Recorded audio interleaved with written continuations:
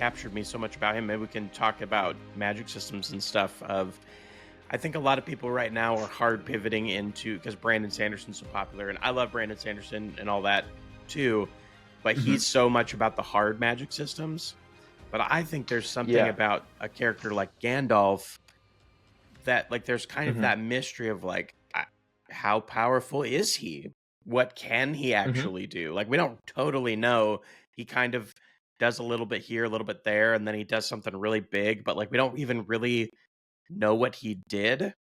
Like, when he's fighting the Balrog, it's like you kind of know what he's doing, but you don't really know what he's doing. It's like a whole. So I kind of lean kind of in the middle. I like having some rules, but I do think having that mystery in your magic system is pretty important. I think one of the best things that set up Gandalf in like this soft magic world that Tolkien had was actually the Hobbit book, where Gandalf periodically disappears from time to time. And it's not really like I know the movies tried to like flesh out what he was doing and they tried to make it part of the bigger story or whatever, but in the book it felt so natural. It's like he's a wizard, he's got stuff to do, you know? And so he's when he helping with did show up, multiple quests. He's doing, like, he's yeah, helping this one, exactly. and he's Yeah, so when he's off doing those things, like that it kind of deepens the perspective of this soft magic system where you don't know what he's doing, and when he does show up, he can do something spectacular, and sometimes he's just there to impart some wisdom. And it really I don't know, it really helped to uh solidify what I thought a wizard is in my mind, which is just a person who's there to, to assist people when they need it. And if that requires a greater display of power, then, that's what it requires. But most of the time, he's just content to help people in little ways as he hmm Yeah, I think can. he always struck a good balance, Tolkien, that is, about, like, there's so much detail in the Lord of the Rings, especially if you read the Hmm. appendices and all that kind of stuff. But then Yeah. there's also an incredible amount of stuff that's very vague. Like, Hmm. and he just struck a really good balance with that stuff, I think. So, Yeah. Yeah. Someday I'd like to like visit a softer magic system because I do believe that the magic system in Pathlighter is a little bit it's a little bit more of a hard magic system. It probably leans on the hard magic system side, but there are still some mysteries about it. Um, I'd really love to get into just like a soft magic system where you really have no idea what's going on, but that's something where I would have to, read a lot more books in that sphere hmm to fully comprehend like what makes them work. Because you can't just make it like, oh, the wizard snaps his finger and then the orcs all explode or something like that. yeah. Like you need to have some kind of plausibility of that happening, even though there's not much explanation. Yeah, having some rules. There's gotta be, Hmm.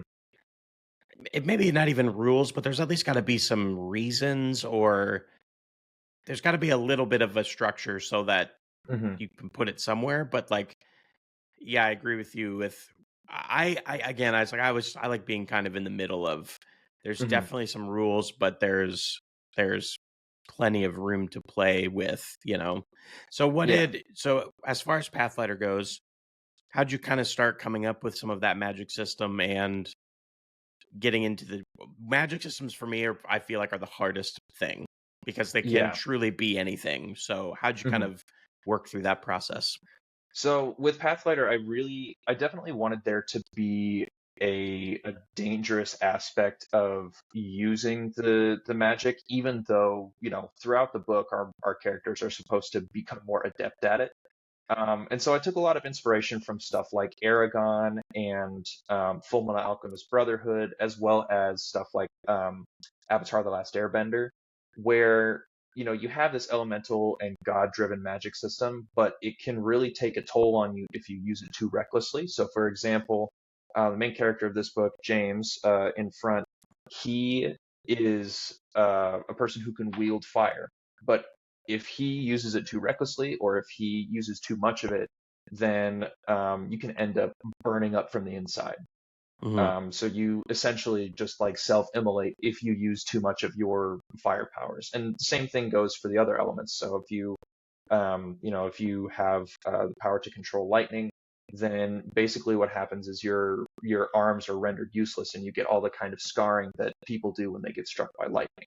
If you have Hmm. water power, then you could essentially drown, even though you're miles from the ocean. Your lungs fill up with water if you use too much. So Hmm. it was a way to make it so that they didn't just use their power with reckless abandon like Greek gods did, but also to you know imbue some of that godlike magic into these characters. Hmm. Yeah.